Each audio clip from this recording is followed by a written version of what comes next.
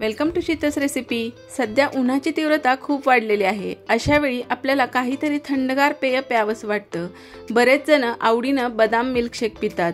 हाच बदाम मिल्कशेक अगदी घरच्या घरी सोप्या पद्धतीने कसा बनवायचा ते आज आपण पाहणार आहोत। त्यासाठी इथं मी 10-15 बदाम छान असे 1-2 तास पाण्यामध्ये भिजत ठेवले होते। बदाम भिजल्यामुळे यावरचं साल अगदी पटकन निघून जातं। त्यावरचं साल काढून घेतलेलं आहे। बदामाचं प्रमाण तुम्ही तुमच्या आवडीनुसार कमी जास्त करू शकता।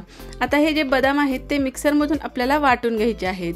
वाटताना यामध्ये पाणी किंवा दूध टाकून याची छान अशी बारीक पेस्ट तयार करून घ्यायची। तुम्ही पाहू शकता मस्त अशी याची पांढरी शुभ्र पेस्ट तयार झालेली आहे। आता एका पॅन मध्ये 2 ग्लास दूध घेतलेले आहे। दूध कोणत्याही प्रकारचं तुम्ही घेऊ शकता।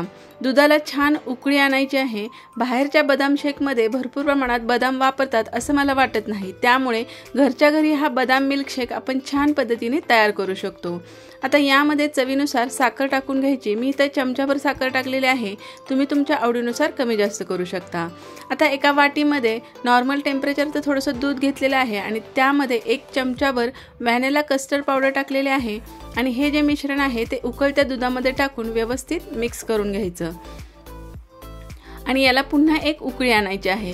व्हॅनिला कस्टर्ड पावडरमुळे या दुधाला थोडासा दाटसरपणा येतो आणि छान असं हे दूध दाटसर म्हणजे घट्टसर होतं। आता दुधाला उकळी आली की त्यामध्ये बदामाची पेस्ट टाकून घ्यायची। मिक्सरच्या भांड्यामध्येही थोडंसं दूध टाकायचं किंवा पाणी टाकायचं आणि हे व्यवस्थित आपण यामध्ये ओतून घ्यायची। आता बदामाची पेस्ट टाकल्यानंतर पुन्हा या दुधाला छान अशी एक उकळी आणायची। यावेळेस बदामाचं जे हे दूध आहे ते आपण थोडंसं टेस्ट करून बघायचं। साखरेचं प्रमाण थोडंसं कमी जास्त झालं असेल तर तुम्ही ते वाढवू शकता किंवा जर एखाद्या वेळेस साखरेचं प्रमाण जास्त झाले तर यामध्ये थोडंसं दूध टाकू शकता। आता याला छान उकळी आलेली आहे। आपला बदामचा जे मिल्कशेक आहे तो तयार झालेला आहे। आता हे छान एका बाउलमध्ये काढून घ्यायचं।